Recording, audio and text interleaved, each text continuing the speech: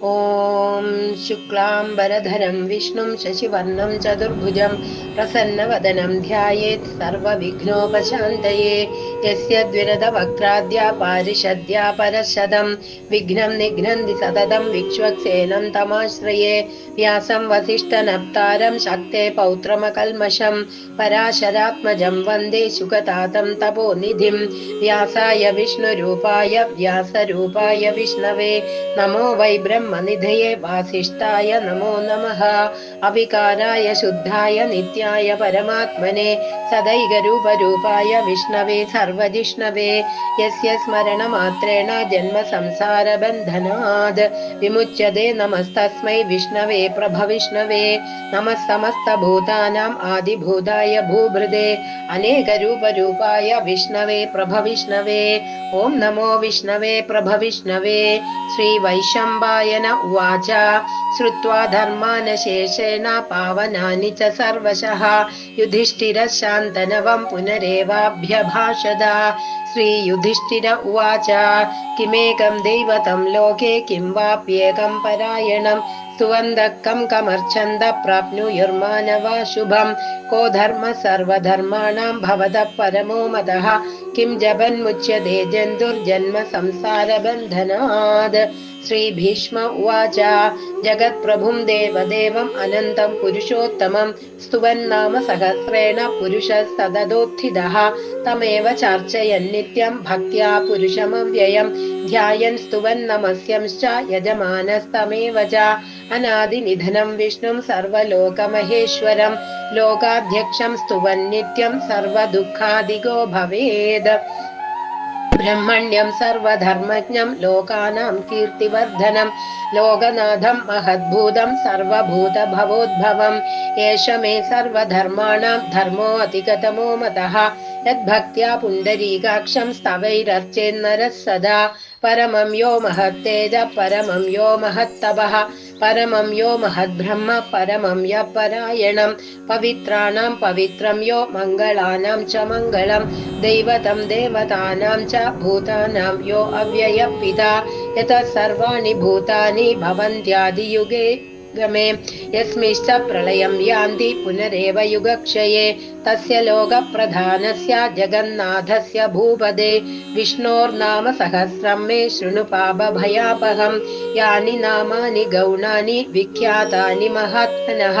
ऋषिभिः परिगीतानि तानि वक्ष्यामि भूतये। ऋषिर्नाम्नां सहस्रस्य वेदव्यासो महामुनिः छन्दो अनुष्टुप् तथा देवो भगवान् देवकीसुतः अमृतं शुद्भवो बीजं शक्तिर्देवकी नन्दनः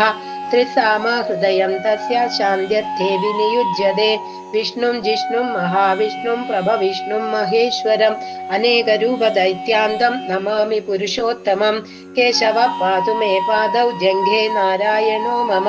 माधवो मे कटिं पादु गोविन्दो गुह्यमेव च नाभिं विष्णुस्तु मे पादु जठरं मधुसूदनः पुरस्त्रिविक्रम पादु हृदयं पादु वामनः श्रीधर पातु मे कण्ठं हृषीकेशो मुखं मम पद्मनाभस्तु नयने शिरो दामोदरो मम एवमेतानि नामानि जपकाले विशेषतः विन्यसेदात्मरक्षार्थं सर्वमङ्गलसिद्धये। अस्य श्री विष्णोर्दिव्यसहस्रनाम स्तोत्र महामन्त्रस्य श्री वेदव्यासो भगवान् ऋषिः अनुष्टुप् छन्दः श्री महाविष्णु परमात्मा श्रीमन्नारायणो देवता अमृतं शुद्भवो भानुरिति बीजं देवकी नन्दन स्रष्टेदि शक्तिः उद्भव क्षोभणो देव इति परमो मन्त्रः शङ्खबृन्नन्दकी चक्रीति कीलकं शार्ङ्गधन्वा गदाधर इत्यस्त्रं रथाङ्गवाणि रक्षोभ्य इति नेत्रं त्रिसामा सामगः सामेति कवचम् आनन्दं परब्रह्मेदि योनिः ऋतुः सुदर्शनकाल इति दिग्बन्धः श्री विश्वरूप इति ध्यानम्। श्री महाविष्णु प्रीत्यर्थे सहस्रनाम जपे विनियोगः। ध्यानम् क्षीरोधन्वत्प्रदेशे शुचिमणिविलसत् सैकतैर्मौक्तिकानां माला क्लुप्तासनस्तस्फटिकमणिनिभैर्मौक्तिकैर्मण्डिताङ्गः शुभ्रैरभ्रैदरभ्रैरुपरि परिवित् उपरि विरचितैर्मुक्तपीयूषवर्षैरानन्दीनः पुनीयादरि नलिनगदा शङ्खपाणिर्मुकुन्दः भूपादौ यस्य नाभिर्व्यदसुरनिलश्चन्द्रसूर्यौ च नेत्रे कर्णावाशा शिरोद्योर्मुखमपि दहनो यस्य वास्तेयमब्धिः अन्धस्तं यस्य विश्वं सुरनरखगो भोगि गन्धर्वदैत्यैश्चित्रं रम्यदेदं त्रिभुवनवपुषं विष्णुमीशं नमामि शान्ताकारं भुजगशयनं पद्मनाभं सुरेशं विश्वाधारं गगनसदृशं मेघवर्णं शुभाङ्गं लक्ष्मीकान्तं कमलनयनं योगिहृद्ध्यानगम्यं वन्दे विष्णुं भवभयहरं सर्वलोकैकनाथं मेघश्यामं पीतकौशेयवासं श्रीवत्साङ्गं कौस्तुभोल्भासिताङ्गं पुण्योपेदं पुण्डरीकायताक्षं विष्णुं वन्दे सर्वलोकैकनाथं सशङ्खचक्रं सकिरीटकुण्डलं सपीतवस्त्रं सरसीरुहेक्षणं सहारवक्षस्थलशोभिकौस्तुभं नमामि विष्णुं शिरसा चतुर्भुजम् छायायां पारिजातस्य हेमसिंहासनोपरि आसीनमम्बुदश्याममायताक्षमलङ्कृतं चन्द्राननं चतुर्बाहुं श्रीवत्साङ्कितवक्षसं रुक्मिणी सत्यभामाभ्यां सहितं कृष्णमाश्रये ॐ नमो भगवते वासुदेवाय ॐ नमो नारायणाय ॐ विश्वस्मै नमः ॐ विश्वं विष्णुर्वषट्कारो भूतभव्यभवत्प्रभुः भूतकृद्भूतभृद्भावो भूतात्मा भूतभावनः भूतात्मा परमात्मा च मुक्तानां परमागतिः अव्ययपुरुषः साक्षी क्षेत्रज्ञो अक्षर एव च योगो योगविदां नेता प्रधानपुरुषेश्वरः नारसिंहवपुः श्रीमान् केशवः पुरुषोत्तमः सर्वशिवस्ताणुर्भूताधिर्निधिरव्ययः सम्भवो भावनो भर्ता प्रभवः प्रभुरीश्वरः स्वयंभुः शम्भुरादित्य पुष्कराक्षो महास्वनः अनादिनिधनो धाता विधाता धातुरुत्तमः अप्रमेयो कृषिकेश पद्मनाभो अमरप्रभुः विश्वकर्मा मनुस्त्वष्टा स्तविष्टस्तविरो ध्रुवः अग्राह्य शाश्वत कृष्णो लोकिताक्ष प्रदर्दनः प्रभूतस्त्रिगुर्धाम पवित्रं मङ्गलं परम् ईशान प्राणद प्राणो ज्येष्ठ श्रेष्ठ प्रजापतिः हिरण्यगर्भो भूगर्भो माधवो मधुसूदनः ईश्वरो विक्रमी धन्वी मेधावी विक्रमक्रमः अनुत्तमो दुराधर्ष कृतज्ञ कृतिरात्मवान् सुरेश शरणं शर्म विश्वरेता प्रजाभव अह संवत्सरो व्याल प्रत्यय सर्वदर्शनः अज सर्वेश्वर सिद्ध सिद्धि सर्वादिरच्युतः वृषाकविरमेयात्मा सर्वयोग विनिसृतः वसुर्वसुमना सत्य समात्मा संमितः समः अमोघ पुण्डरीकाक्षो वृषकर्मा वृषाकृतिः रुद्रो बहुशिरा बिभ्रुर्विश्वयोनिष्युजिस्रवाः अमृतः शाश्वतस्तानुर्वरारोहो महातपाः सर्वगः सर्वविद्वानुर्विश्वक्सेनो जनार्दनः वेदो वेदविदव्यङ्गो वेदाङ्गो वेदवित्कविः लोकाध्यक्ष सुराध्यक्षो धर्माध्यक्ष कृताकृतः चतुरात्मा चतुर्व्यूहश्चतुर्दंष्टश्चतुर्भुजः प्राजिष्णुर्भोजनं भोक्ता सहिष्णुर्जगदादिजः अनघो विजयो जेता विश्वयोनिः पुनर्वसुः उपेन्द्रो वामन प्रांशुरमोघ शुचिरूर्जितः अतीन्द्र संग्रह सर्गो धृतात्मा नियमो यमः वेद्यो वैद्यः सदा योगी वीरः माधवो मधुः अतीन्द्रियो महामायो महोत्साहो महाबलः महाबुद्धिर्महावीर्यो महाशक्तिर्महाद्युतिः अनिर्देश वभु श्रीमान् अमेयात्मा महादृदृक् महेश्वासो महीभर्ता श्रीनिवासः सदाङ्गतिः अनिरुद्धः सुरानन्दो गोविन्दो गोविदाम्पतिः मरीचिर्दमनो हंस सुवर्णो भुजगोत्तमः हिरण्यनाभः सुतपाः पद्मनाभः प्रजापतिः अमृत्युक् सर्वधृक्सिंहः सन्धाता सन्धिमान् स्थिरः अजो दुर्मर्शनः शास्ता विश्रुतात्मा सुरारिः गुरुर्गुरुतमो धाम सत्य सत्यपराक्रमः निमिषो निमिषः स्रग्गी वाचस्पतिरुदारधीः अग्रणीर्ब्राह्मणी श्रीमान् न्यायो नेता समीरणः सहस्रमूर्धा विश्वात्मा सहस्राक्ष सहस्रपाद आवर्तनो निवृत्तात्मा संवृतः सम्भ्रमर्दनः अहः संवर्तको वह्निरनिलो धरणीधरः सुप्रसाद प्रसन्नात्मा विश्वधृक् विश्वभुक् विभुः सत्कर्ता सत्कृतः साधुर्जह्नुर्नारायणो नरः असङ्गेयो अप्रमेयात्मा विशिष्टः शिष्टगृच्छिदिः सिद्धार्थ सिद्धसङ्कल्प सिद्धिद सिद्धिसाधनः वृषाहि वृषभो विष्णुर्वृषपर्वा वृषोदरः वर्धनो वर्धमानश्च विविक्तश्रुतिसागरः सुभुजो दुर्धरो वाग्मी महेन्द्रो वसुदो वसुः नैगरूपो बृहद्रूपः शिबिविष्टप्रकाशनः ओजस्तेजो द्विधिधर प्रकाशात्मा प्रतापनः वृद्धस्पष्टाक्षरो मन्त्रश्चन्द्रांशुर्भास्करद्युतिः अमृतांशुद्भवो भानुशशबिन्दुसुरेश्वरः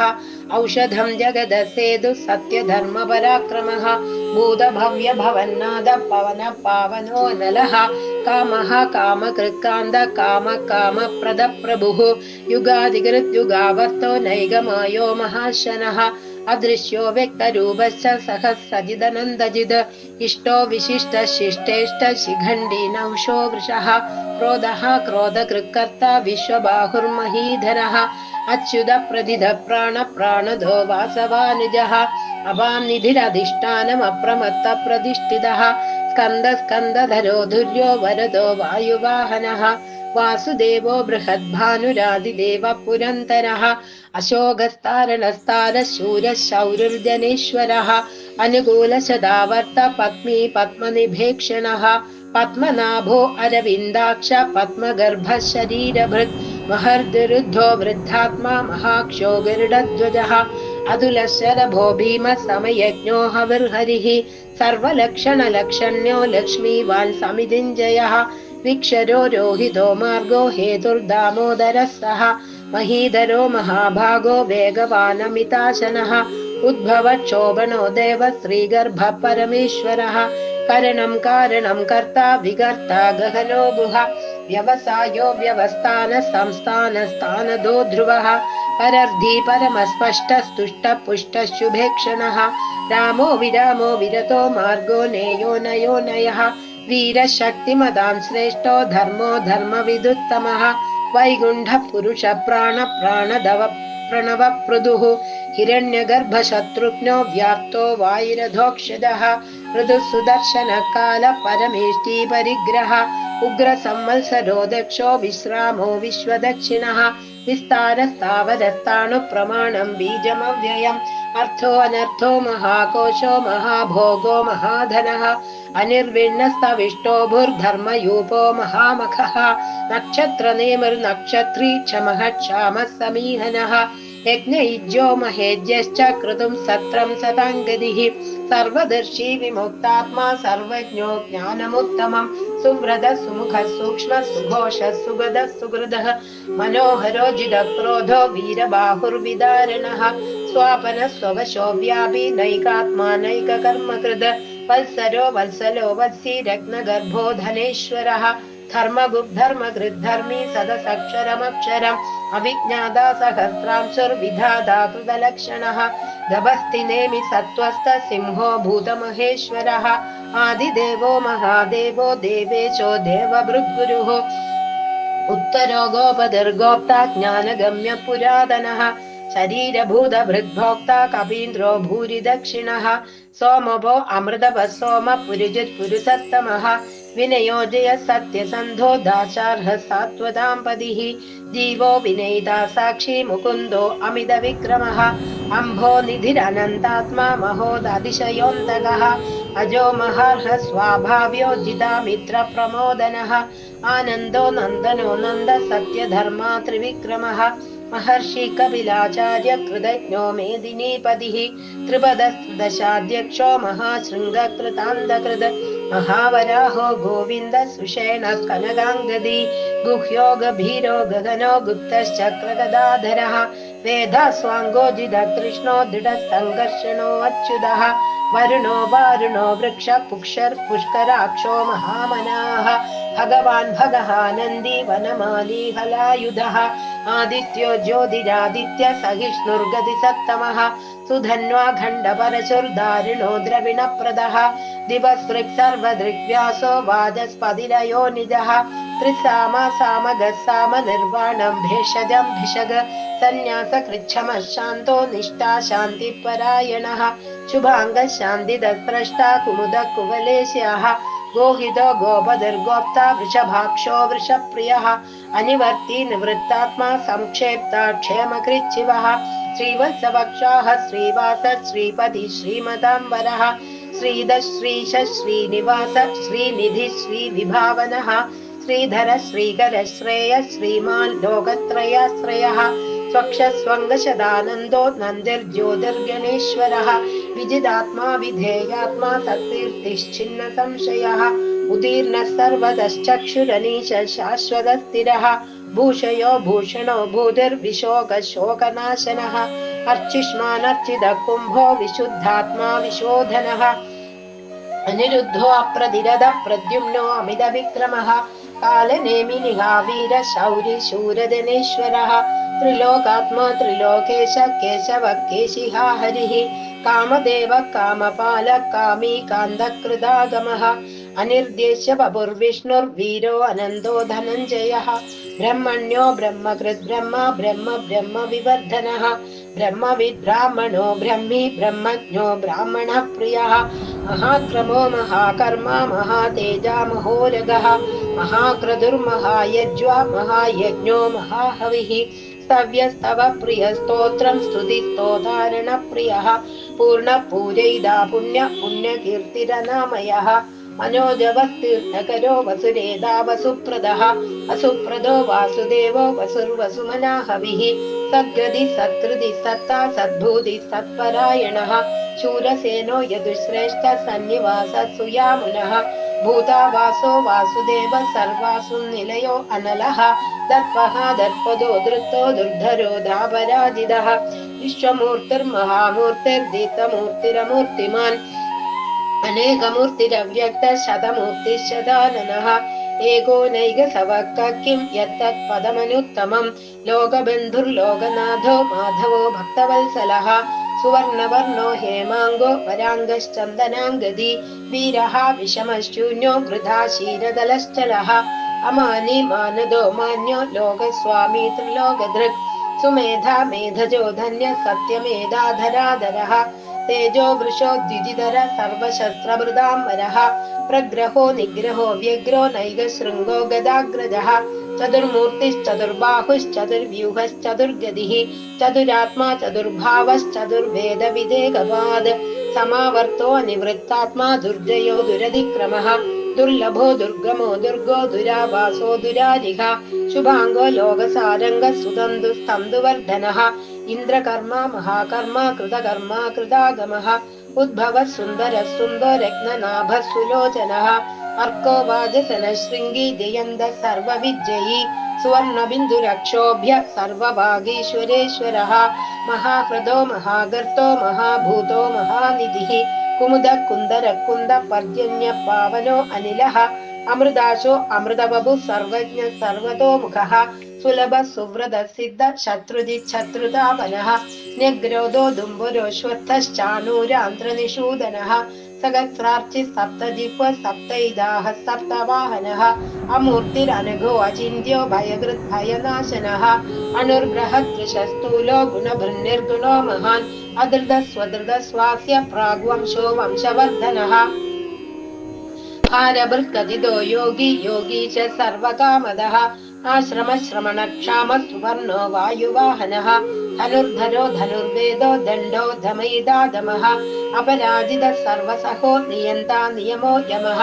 सत्त्वान् सात्विक सत्य सत्यधर्मपरायणः अभिप्राय प्रियार्होर्ह प्रियकृत् प्रीतिवर्धनः विहाय सगदर्ज्योति सुरजुर्हुदभुक् विभुः रविर्विरोचन सूर्य सविता रविलोचनः अनन्दो हुदभुक् भोक्ता सुगदो नैगजोग्रजः अनिर्भिन्नः सदामश्री लोकाधिष्ठानमद्भुतः सनात् सनातनतमः कपिलः कपिलव्यः स्वस्तिद स्वस्तिकृत् स्वस्ति स्वस्तिभुक् स्वस्ति दक्षिणः अरौद्र कुण्डली चक्री विक्रम्यूर्जितशासनः शब्दादिग शब्दसग शिशिर सर्वरीकरः अक्रूर पेशलो दक्षो दक्षिणः क्षमिणाम्बरः विद्वत्तमो वीदभया पुण्यश्रवणकीर्तनः उत्तारणो दुष्कृतिः पुण्यो दुःस्वप्ननाशनः वीरः रक्षणस्तन्तो जीवन पर्यवस्थितः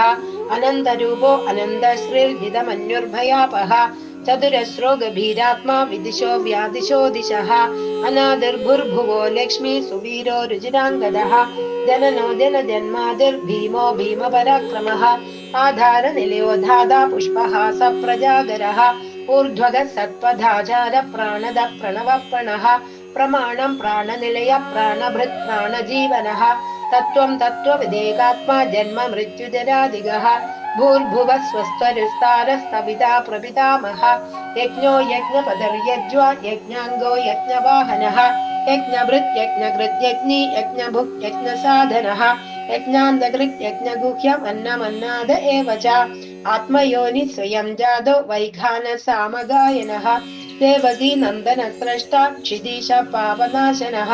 शङ्खबृन्नन्दकी चक्री शार्ङ्गधन्वा गदाधरः रथाङ्गपाणिरक्षोभ्य सर्वप्रहरणायुधः श्री सर्वप्रहरणायुध ॐ नमः इति वनमाली गदीशार्ङ्गी शङ्गी चक्री जनन्दगी श्रीमन्नारायणो विष्णुर्वासुदेवोऽभिरक्षदो वनमाली गदीशार्ङ्गी शङ्खी चक्री च नन्दगी श्रीमन्नारायणो विष्णुर्वासुदेवोऽभिरक्षदो वनमाली गदीशार्ङ्गी शङ्खी चक्री च नन्दगी श्रीमन्नारायणो विष्णुर्वासुदेवोऽभिरक्षदो इदीदं कीर्तनीयस्य केशवस्य महात्मनः नाम्नां सहस्रं दिव्यानाम् अशेषेण प्रकीर्तितं य इदं शृणुयान् नित्यं यश्चापि परिकीर्तयेद् न शुभं प्राप्नुयात् किञ्चित् सो अमुत्रेह च मानवः वेदान्तगो ब्राह्मणस्य क्षत्रियो विजयी भवेद् वैश्यो धनसमृद्धः स्यात् शूद्रः सुखमवाप्नुयात् धर्मार्थी प्राप्नुयात् धर्मम् अर्थार्थी चार्थमाप्नुयात् कामानवाप्नुयात् कामी प्रजार्थी चाप्नुयात् प्रजाम् भक्तिमान् यः सदोत्थाय शुचिस्तद्गतमानसः सहस्रं वासुदेवस्य नाम्नामेतत् प्रकीर्तयेद् यशः प्राप्नोति विपुलं याति प्राधान्यमेव च अचलां श्रियमाप्नोति श्रेयः प्राप्नोत्यनुत्तमम् न भयं क्वचिदाप्नोति वीर्यं तेजश्च विन्दति भवत्यरोगोद्युतिमान् बलरूपगुणान्वितः रोगार्तो मुच्यते रोगात् बद्धो मुच्येद बन्धनात् भयान्मुच्येद भीतस्तु मुच्येदापन्न आपदः दुर्गाण्यतितरत्याशु पुरुषः पुरुषोत्तमम् स्तुवन्नाम सहस्रेण नित्यं भक्तिसमन्वितः वासुदेवाश्रयो मर्त्यो वासुदेवपरायणः सर्वपापविशुद्धात्मा याति ब्रह्म सनातनम् न वासुदेव भक्तानाम् अशुभं विद्यते क्वचित् जन्म मृत्युजरा व्याधि भयं नैवोपजायते इमं स्तवमधीयान श्रद्धा भक्तिसमन्वितः युज्येदात्मसुखक्षान्ति श्रीधृति स्मृतिकीर्तिभिः न क्रोधो न च मात्सर्यं न लोभो न शुभामतिः भवन्ति कृतपुण्यानां भक्तानां पुरुषोत्तमे द्यौसचन्द्रार्कनक्षत्र खं दिशो भूर्महोदधिः वासुदेवस्य वीर्येण विधृतानि महात्मनः ससुरासुरगन्धर्वं स यक्षोरगराक्षसं जगद्वशे वर्ततेदं कृष्णस्य च चराचरम् इन्द्रियाणि मनोबुद्धि सत्त्वं तेजो बलं धृतिः वासुदेवात्मकान्याहुः क्षेत्रं क्षेत्रज्ञ एव च सर्वागमानामाचार प्रथमं परिकल्पते आचार प्रभवो धर्मो धर्मस्य प्रभुरच्युतः ऋषयः पितरो देवा महाभूतानि धातवः जङ्गमाजङ्गमं चेदं जगन्नारायणोद्भवम् योगो ज्ञानं तथा साङ्ख्यं विद्या शिल्पादिकर्म च वेदाशास्त्राणि विज्ञानमेतत् सर्वं जनार्दनात् एको विष्णुर्महद्भूतं पृथक् भूतान्यनेकशः त्रिलोकान् व्याप्य भूतात्मा भुङ्क्ते विश्वभुगव्ययः इमं स्तवं भगवतो विष्णोऽभ्यासेन कीर्तितं पठेद्य इच्छेत् पुरुषः श्रेयः प्राप्तुं सुखानि च विश्वेश्वरमजं देवं जगदप्रभुमव्ययं भजन्ति ये पुष्कराक्षं न ते यान्ति पराभवम् ॐ नमः इति श्री अर्जुन उवाच पद्मपत्र विशालाक्ष पद्मनाभसुरोत्तम ഭക്താനാമനുരക്താനാം ത്രാതാ ഭവജനാർദ്ദന. ശ്രീഭഗവാനുവാച യോ മാം നാമ സഹസ്രേണ സ്തോതുമിച്ഛതി പാണ്ഡവ സോഹമേകേന ശ്ലോകേന സ്തുത ഏവ ന സംശയ. ഓം നമ ഇതി. ശ്രീവ്യാസ ഉവാച വാസനാത് വാസുദേവസ്യ വാസിദം ഭുവനത്രയം സർവഭൂത നിവാസോऽസി വാസുദേവ നമോസ്തുതേ. ശ്രീവാസുദേവ നമോസ്തുത. ഓം നമ ഇതി. ശ്രീപാർവത്യുവാച കേനോപായേന ലഘുനാ വിഷ്ണോർനാമ സഹസ്രകം പഠ്യത്തെ പണ്ഡിതൈർനിത്യം ശ്രോതുമിച്ഛാമ്യഹം പ്രഭോ. ശ്രീ ഈശ്വര ഉവാച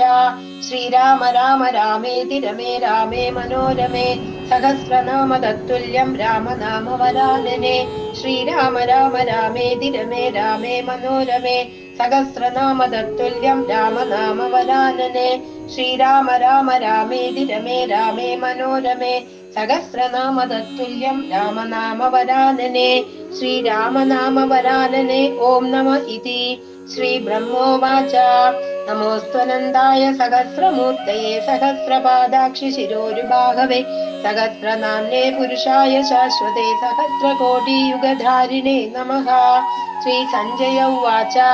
യത്ര യോഗേശ്വര കൃഷ്ണോ യത്ര പാർത്ഥോ ധനുർധരഃ തത്ര ശ്രീർവിജയോ ഭൂതിർധ്രുവാനീതിർമതിർമമ. ശ്രീഭഗവാനുവാച അനന്യാശ്ചിന്തയന്തോ മാം യേ ജനാ പര്യുപാസതേ തേഷാം നിത്യാഭിയുക്താനാം യോഗക്ഷേമം വഹാമ്യഹം. പരിത്രാണായ സാധൂനാം വിനാശായ ച ദുഷ്കൃതാം ധർമ്മ സംസ്ഥാപനാർത്ഥായ സംഭവാമി യുഗേ യുഗേ. ആർത്താ വിഷണ്ണാശിഥിലാശ്ച ഭീതാ ഘോരേഷു ച വ്യാധിഷു വർത്തമാനാഃ സങ്കീർത്യ നാരായണ ശബ്ദമാത്രം വിമുക്ത ദുഃഖാ സുഖിനോ ഭവന്തു. കായേന വാചാ മനസേന്ദ്രിയൈർവാ ബുദ്ധ്യാത്മനാ വാ പ്രകൃതേ സ്വഭാവാത് കരോമി യദ്യത് സകലം പരസ്മൈ നാരായണായേതി സമർപ്പയാമി. സർവം ശ്രീനാരായണായേതി സമർപ്പയാമി.